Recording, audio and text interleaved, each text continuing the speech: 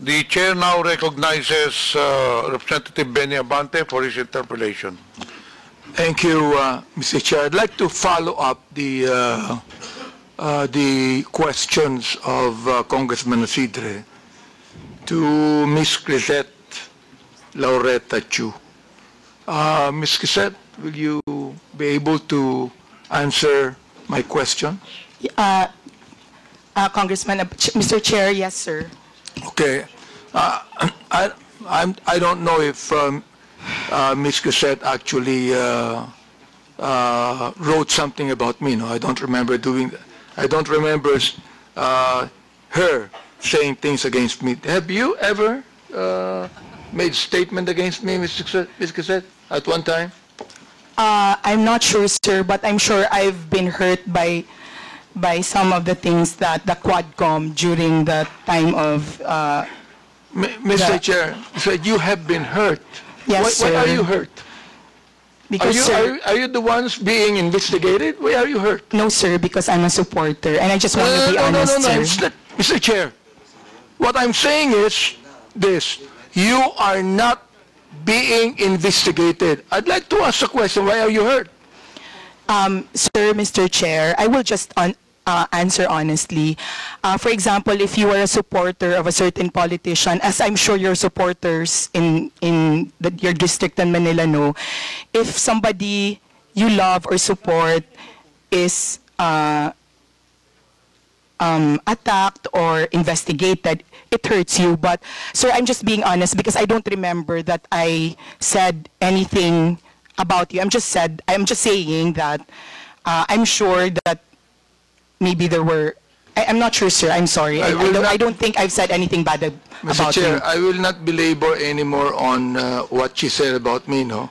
But I just would like to reiterate what Congressman Jude has been saying all along.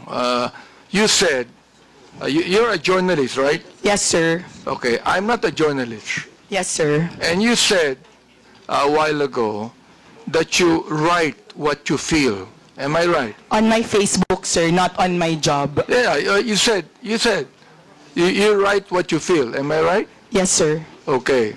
Now, I do not need to be a journalist to write what I feel. Am I right? Yes, sir. All right. So why do you always say you're a journalist? Because they ask me, sir, what I do.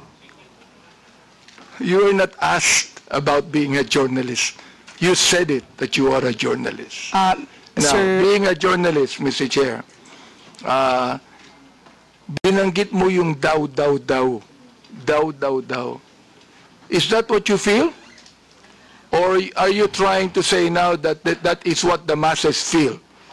Mr. Chairman, that's what the impression I got from the social media platforms. The like impression? TikTok. Yes, sir. That you got. We call it social media impression, sir.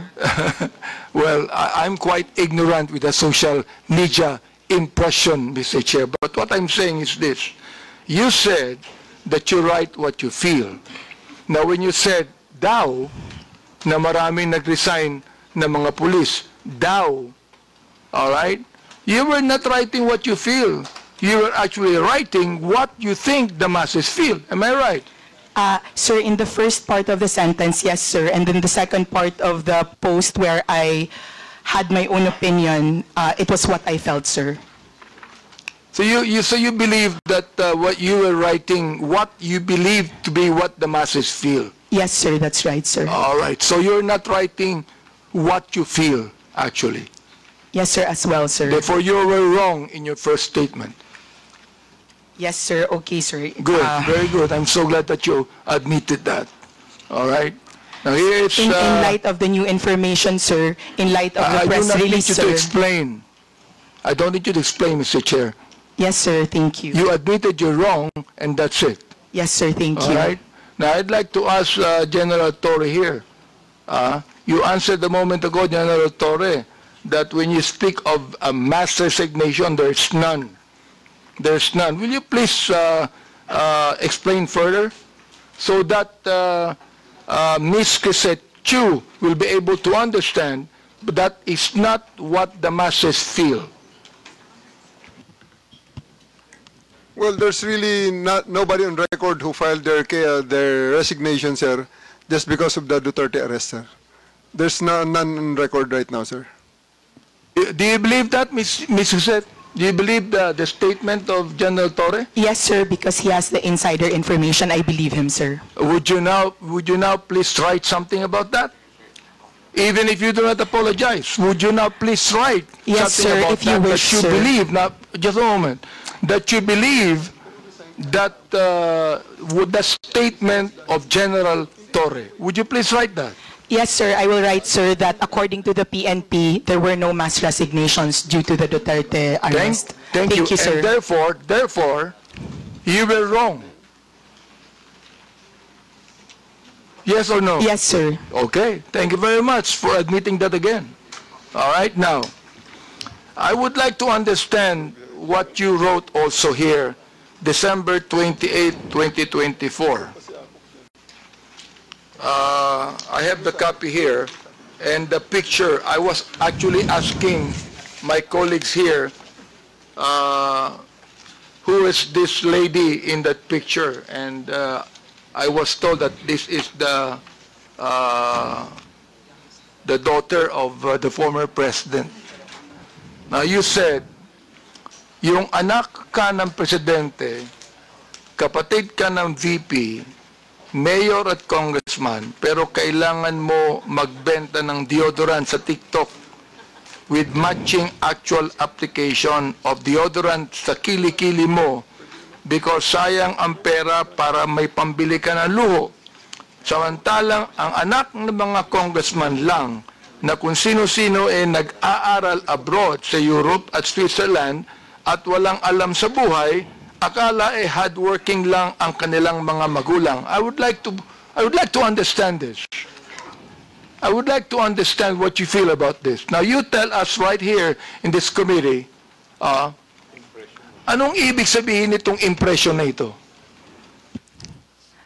Mr. Chair, respectfully, I would like to say that there are many congressmen whose children live lives that are far beyond what their salin of their parents have.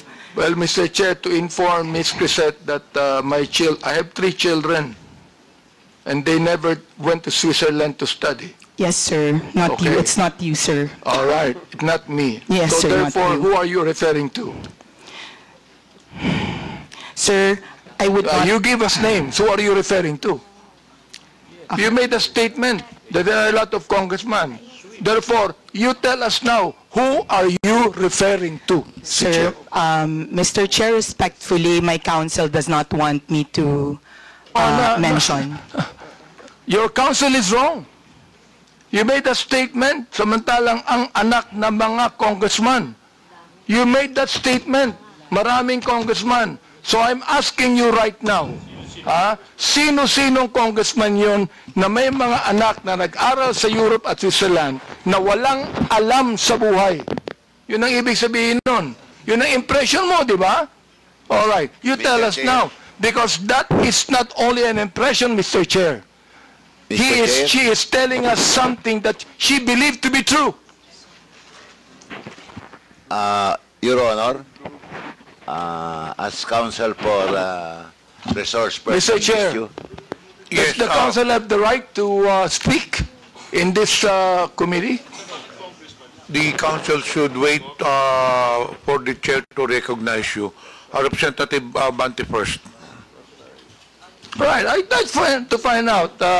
Because look, nung sinabi mo, ang mga anak ng congressman lang na kung sino-sino nag-aaral abroad sa Europe at Switzerland at walang alam sa buhay.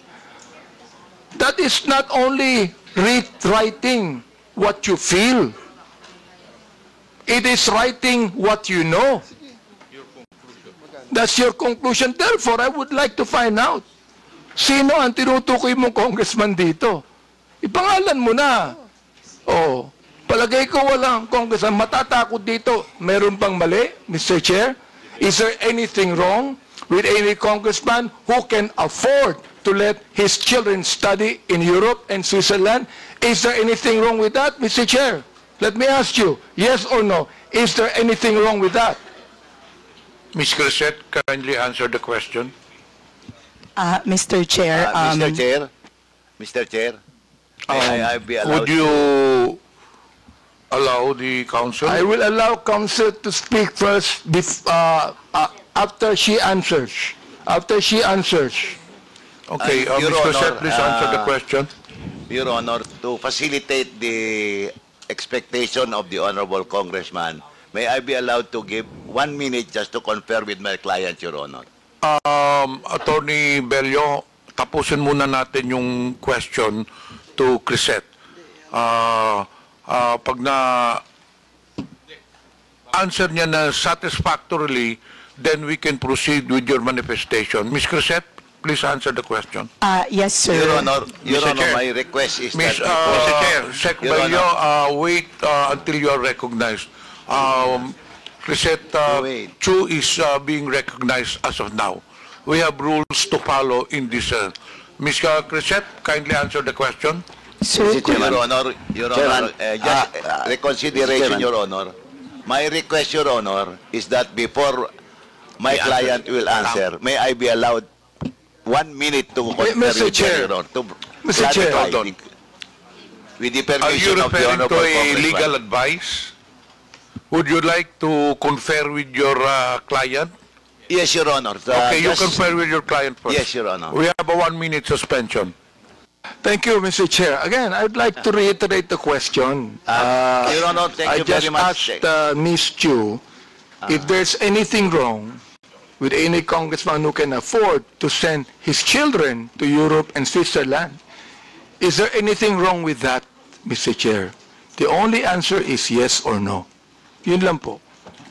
Your Honor, may I be allowed to approach the Honorable Congressman after my consultation with my client? Hearing, Yes, hearing suspended. Yeah. Please approach. Thank you, Your Honor. Chair, I would like to give way to what her attorney said, no? And again, I would like to ask Ms. Chu to respond according to how her attorney advised her.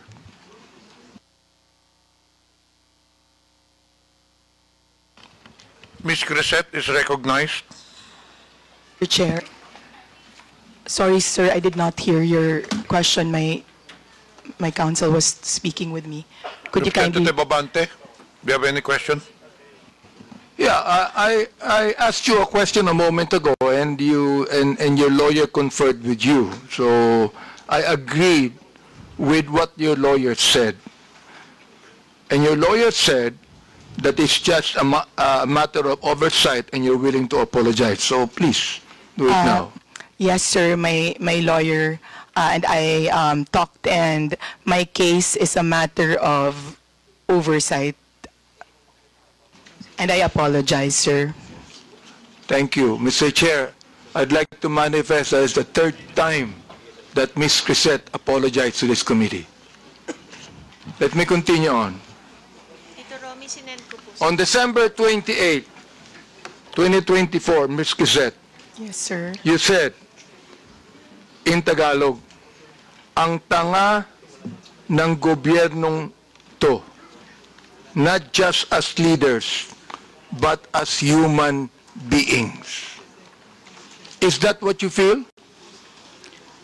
Sir, I apologize. I do not know what happened on December 28 to make me angry. But if I wrote it that time You're apologizing. for not... No, sir, I mean, I do not know what situation on December 28 Let me and what the continue on. context. Let me Yes, sir. continue on. Says, ipapamudmud sa mga naka-braces na nagbabakasyon abroad ang AKAP money tapos utang ng 629 billion.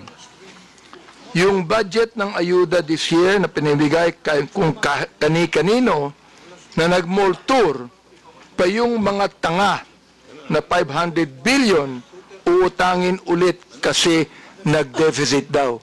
Mr. Chair, Ms. Crisette, ang galing mo naman. Tanga ang gobyerno, ikaw matalino. Ano? Am I right? Tanga ang gobyerno, hindi matalino ka. Mr. Chair, when one is angry, one says bad things. And in the situation that, sir, Mr. Chair, in the situation when I found out So you're Mr. Chair, you still have words, no, Mr. Chair.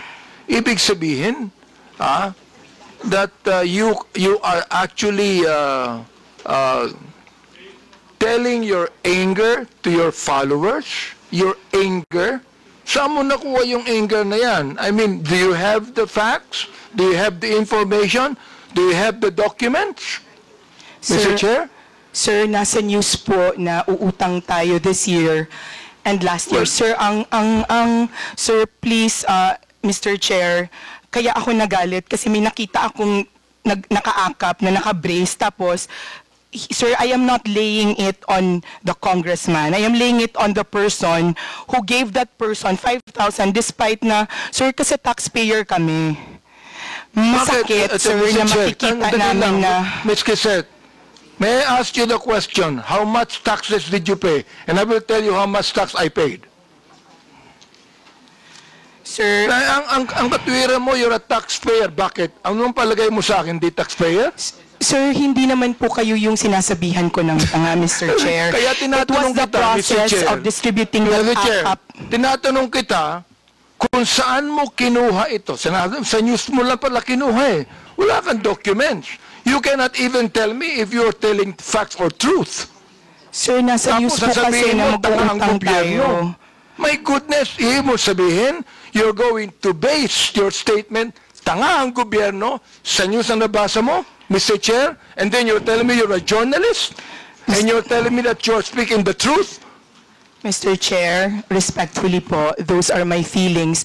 Kasi, binamigay natin yung pera sa Therefore, APRA. if that's your feeling, Mr. Chair, I demand that you apologize to this committee. I will apologize, Mr. Chair, for my bad words or for... I apologize for my bad words, sir.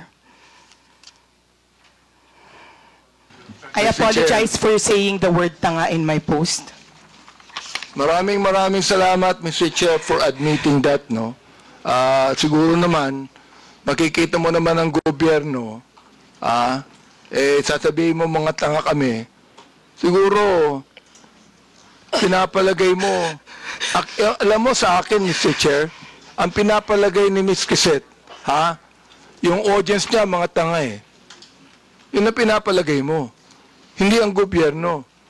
Yung audience mo, mga tanga, kaya papaniwalaan nila ang sinasabi mo sapagkat yung audience mo mismo ang hindi nakakaintindi.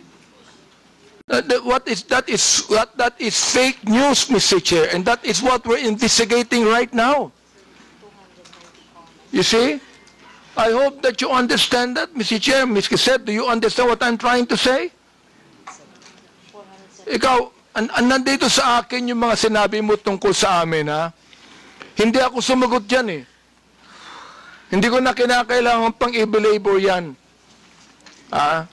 So, anyway, Mr. Chair, anyway, nakita ko naman na Ms. Crisette is now apologetic to what she said. I'd like to continue on, and I would like to ask TikTok here. Ms. Peachy, I can see that you are a very good English speaker. Hello, good afternoon, Mr. Chair. Yes, you are a very good English speaker. Are you an American or a Filipino? Bisaya ko, sir. Yun. Bisaya pala. Bisaya pala. Oh, okay. Kanina English ka na English, nakala ko Amerikano ka eh. Mr. Diba? Chair, wa may makasabot og Bisaya diri. Gamay ra. Bisaya. Makasabot si Chairman Bisaya. Makasabot Yes, sir. si Bisaya. May hapon, sir. May hapon mo. May hapon. Okay, Representative Abante. Mr. Chair, I'd like to ask you a question. Who owns TikTok? Mr. Chair, ByteDance is the parent company of TikTok. Who? ByteDance. ByteDance. Yes, Mr. Chair. Where is that located? What's the ByteDance- headquarters of ByteDance? I believe, Mr. Chair, the headquarters of ByteDance is in China. In China. Yes, Mr. Alright, Chair. ByteDance in China. I heard that ByteDance has connection with the Communist Party of China.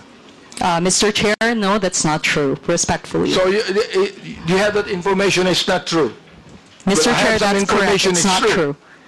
Yes, it's not true, Meron ako Mr. Chair. information na totoo. I'm na sorry, mayroong Mr. Chair. connection ang ByteDance sa People's Republic of China. Wala.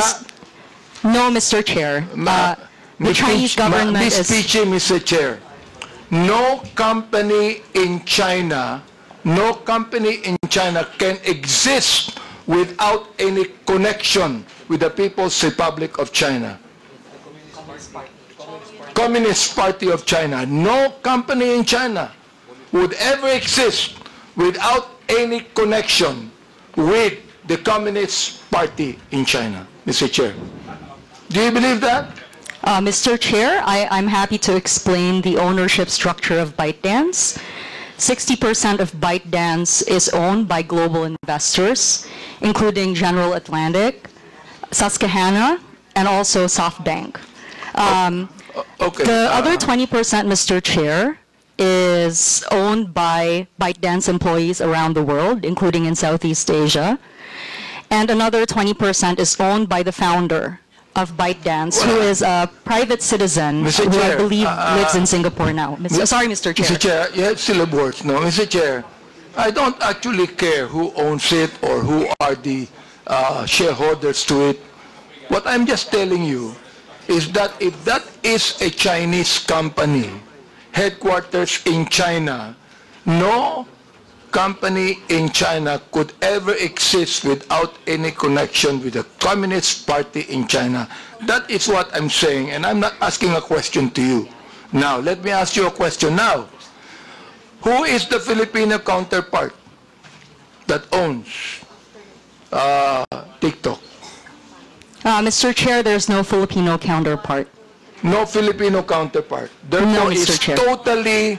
it is totally a foreign company. Mr. Chair, it is a company headquartered in Singapore and Los Angeles. So with that, Mr. Chair, it means that you do not have to pay taxes in the Philippines for that? Mr. Chair, we comply with all tax regulations that are imposed on us in this country. It means that the BIR has imposed some tax liability on you? Mr. Chair, we have the digital services tax, which will be an implementation, I think, within the year.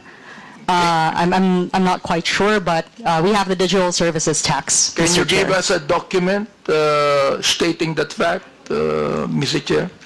Mr. Chair, we're happy to discuss this and provide more information. Mr. Chair, I'd like to make a motion that Ms. Pichi submit to us documentation on the payment of taxes of TikTok.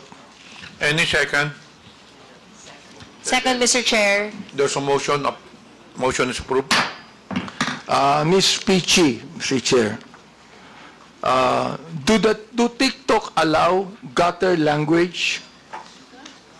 Mr. Chair, we strive to balance free expression with protecting user safety, Mr. Chair. Mr. Chair, is gutter language free expression? Let me ask you, are you a journalist or not? Mr. Chair, no. Okay, now, let me ask you now, being just a human being and a man and a person that believes in decency, does TikTok allow gutter language?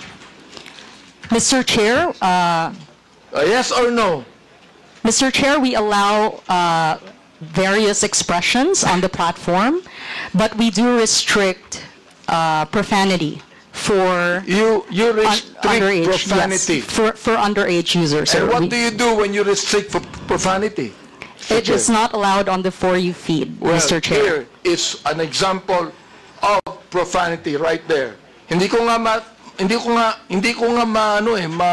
kayang basahin eh. Yes, Mr. Chair. This is profanity. That is profanity right here. Oh. Papabasa ko sa DSP.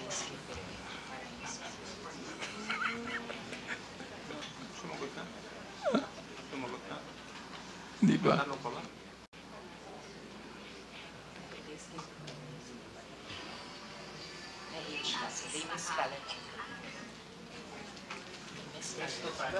Oh. So you said that you do not allow, you restrict profanity, Mr. Chair. And this is profanity right there.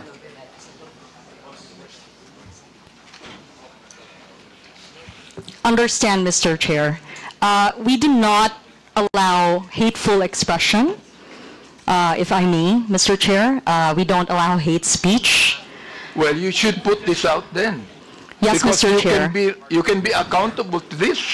Mr. Chair, we're glad to work with this honorable committee to study the content that you are showing to us.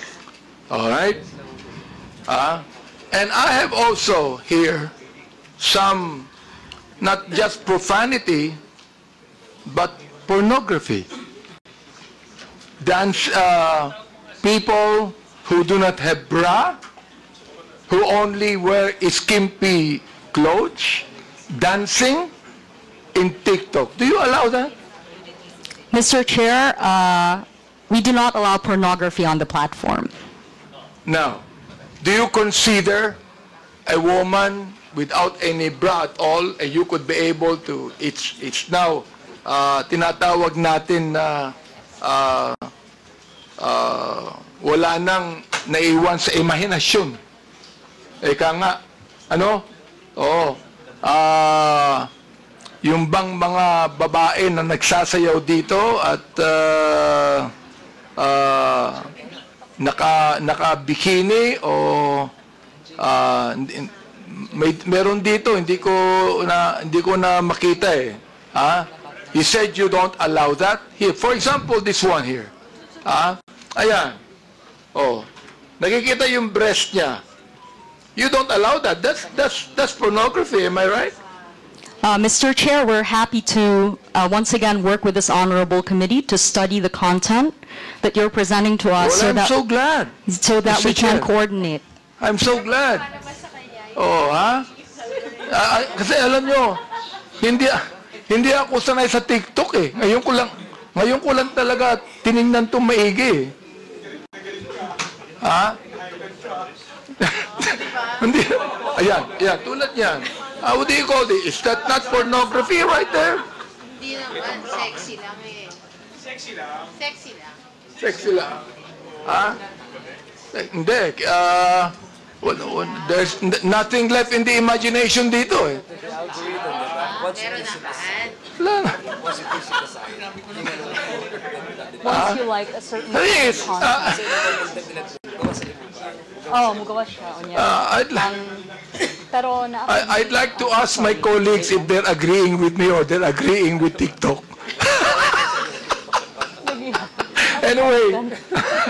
Anyway, Mr. Chair, I'm so glad that you will be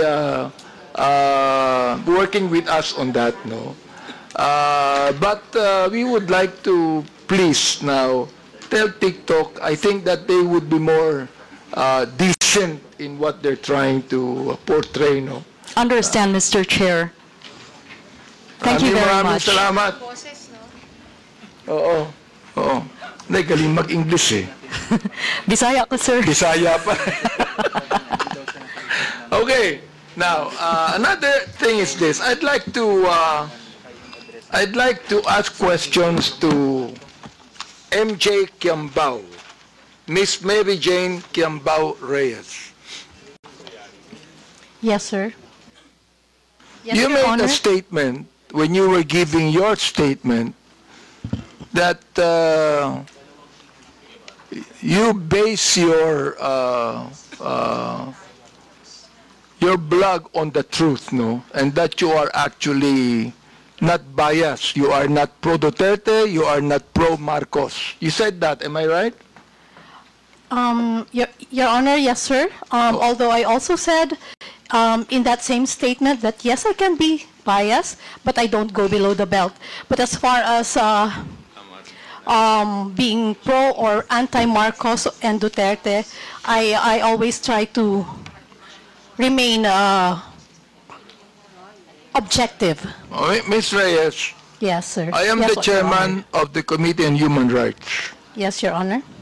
I have records of EJK victims. And you made a statement, it says right here, to the International Criminal Court, global community and world media.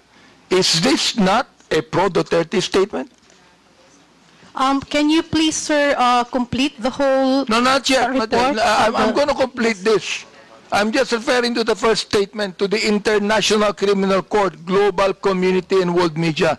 It means that you want to tell that to the International Criminal Court, am I right? Dahil, And therefore, Mr. Chair, you do not agree for the former president to be held in the ICC. Am I right? yes, Your Honor. Okay, very good. So therefore, you are pro Duterte. Don't tell me you are not. All right? Sir, can I No. pwede po akong sumagot? Let me ask another question to you. You said you need to see this. The so-called EJK victims under President Duterte, a massive hoax. Do you believe that, Mr. Chair? Yes, sir. Again, Where did you yes, get the information, Mr. Chair? Your Honor, sana po mabasa ng buo yung aking... Do you want me to give you documents on that? Sir, I know what I posted, but I want the whole, the people here and the media to also see ano yung context ng aking isinulat para po maintindihan din nila Ito at na hindi yung lang context, maibase Mr. Chair. sa isang You do not statement even lamang. need to complete this. Kung gusto mo Sir, kumpletuhin ko, yes, ito, Your ha? Honor, I would Ito, ha? Okay. appreciate very much. I'm going to Mama. complete this now. Okay, Yes, para Your marinig Honor. ng lahat. Opo. The so-called EJK victims under President Duterte, a massive hoax. Okay. Sa akin, mali. I have documents to show. Yes, Your Honor, All right, that is now your you truth, said. and I also have my truth. Please. May I remind the resource person to, again, patapusin muna yung interpolator before you answer. Okay po, salamat po, Mr. Chair. And sige po, so, kung pwede po, ibigay na lahat ng tanong at mabigyan din po kami ng pagkakataon na sumagot nang wala ring interruption Of sana. course, you will be Opo. given your opportunity to answer. Pero patapusin muna talagang interpolator. That is sige a po, ruling Mr. Chair. before the resource person. Wag po tayo magsapawan. Opo, Mr. Chair, maraming salamat. Okay, Mr. Chair, let me continue on. You said, the anti-Duterte propagandist. So alam ko na kung ano yung bias mo, di ba? May bias ka na rito eh. Oo.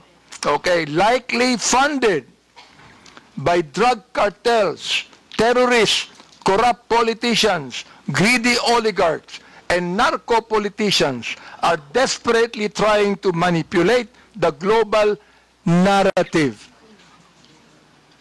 What did you get the information about that, Mr. Chair? Pwede na po akong... Go ahead. Sige. Yes, Mr. Chair, pwede na po ako sumagot? Yes. Okay.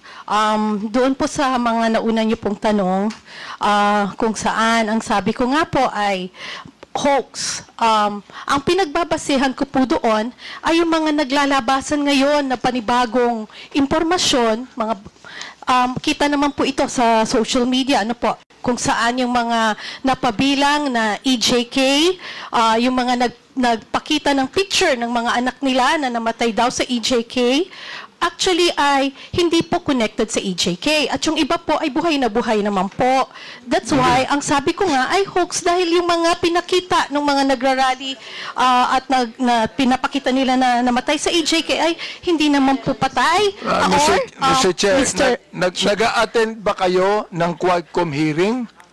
Mr. Chair? Nag-a-attend ba kayo ng Quadcom hearing? Yung mga biktima ng EJK ay nandoon at nagkaroon pa sila ng prayer rally, Mr. Chair. Nag-attend ba kayo ng Quadcom hearing? You can answer. Mr. Chair, okay, salamat po at pagkakataong sumagot. Yes, nakapanood na po ako ng Quadcom at napanood ko rin po yung mga latest na ganap ngayon kung saan may isang Aling Sheila, Aling Lori, Aling another mother, kung saan yun po, yung mga anak nilang pinapakitang namatay sa EJK ay hindi naman po. Doon po, yun po yung pinanggagalingan ng aking isinulat na opinyon. Yun po ay reaksyon at opinyon sa mga nabalitaan ko po sa social media at sa mga news online. Again, those are my personal reaction and opinion on the current events. Mr. Chair, ang hirap nun, makakabalita ka ng anuman, tapos you're going to put up an opinion, and you want to let the people believe it's the truth. Yun ang problema dyan eh. Facts. Then, sinabi mo, they want you to believe that every young life lost was at the hands of our people's president, Rody Duterte. This is a blatant lie. That is my, pwede na pong sumagot, Your Yes, Honor? go ahead. Sige. Opa. Go ahead. Again, that is my truth. Those are my opinion. And nakabase naman din po yan sa mga available information. Ngayon, makikita po natin na yun nga po, may mga EJK victims nga raw na hindi naman pala. Raw. Yun nga po, sabi, yung raw po, I'm Therefore, referring... you have no right to say it's a massive hoax. Mr. Chairman, with the indulgence of Chairman. Yes, Mr. Ma'am, Congressman yung Paduano. sinasabi mong mga facts ngayon na lumalabas, is it an official document coming from those investigation by government agencies, by Quadcom, or just a mere in the social media accounts? Sir, Your Honor, if I'm not mistaken, nasa newspaper na rin po yan. Sandali But of course, Sandali. Nasa newspaper. Pero ang tinatanong ko po, anong source ng newspaper? Is it an official document or findings of the Human Rights Commission? Absolutely, ma'am, Yes, madam, Your Honor. absolutely not. Because during our hearing, the Quadcom, all those victims, yung mga families na nandun, was confirmed by Human Rights Commission. Okay, Your Honor. In fact, we have all the list. Your Honor, can I also answer now, kung pwede po? Okay. Lumabas po na may mga kapatid, yung mga biktima, na sila po mismo ang nagdi-deny doon sa mga ibinabalita ngayon Mr. Chair, Yes. Mr. Chair, I'd like to interject for a while here, while you're answering. Ang binabanggit mo, may nabalitaan ka? May nabalitaan ka? I mean, my goodness, if you would like to be a resource person here in this committee, kinakailangan, meron kang basis, meron kang tunay na basis, meron kang dokumento na masasabi. Sapagkat, Luka, ang Commission on Human Rights, for example, nag-imbestiga ng EJK at maraming nakita. Kami, in my Committee of Human Rights, marami kaming nakita. Oo. Samantalang ikaw, sinasabi mo, massive hoax ito. Wag naman, Mr. Chair. Gusto kong maniwala sa statement mo kanina. Pero ngayon, itong statement na ito, hindi na maganda eh. Nagsabi ka pa ng facts. Some of these so-called victims died years before or after Duterte's presidency. Where'd you get the information? Nasa balita po, Your Honor. Yung iba po ay namatay ngayong last year lang po, Madam, 2024. Mr. Chairman, Opo. Madam, sa Quadcom po, sa hearing namin, at it was confirmed by Human Rights Commission, lahat po na nakalista doon under our records, was confirmed by Human Rights Commission. Wala po doon yung prior and after ng Duterte's administration. And, Mr. Chairman, kindly, let me just remind that, sir, is he your law counsel? No, sir. From the House of Representatives po siya. From the House? Nagpapapirma po. Sabi ko mamaya na kasi busy pa po tayo. Anyway, madam. Apo. Ma'am. Yes, Wala Your po Honor. Now you're talking about those mga disclaimer ng family. Now, ang tanong ko po, is it documented, under oath? Do you have a document for that? Or just a mere media reports? Alin po, sir, yung tinatanong po ninyong documented or media reports? Sinasabi mo na may mga families of victims na dininay, na-refute yung claims. Posted po ng mga ayun nga problema, nila, posted sa social media. Ang sinasabi ko, madam, baseless yan kasi based on our investigation and unless otherwise, you can have a document under oath that indeed a certain family of victims clarified and dispute that data. Okay po, Your Honor, noted po. Next time. Yeah, noted Anong po noted? noted po na... Tinatanong po kita kung may dokumento ka bang hawak, wala. Tulad po ng sagot ko kanina, Your Honor. You answer my question, Mr. Chairman. Yes, I'm trying to answer, Your Honor. Sandali po. Apo. Yes or no? Do you have the document under oath? Sir, like I said, Andale, yes or no? Remember, I am just asking you if you have the document or not under oath. Of the family who reported? Yeah.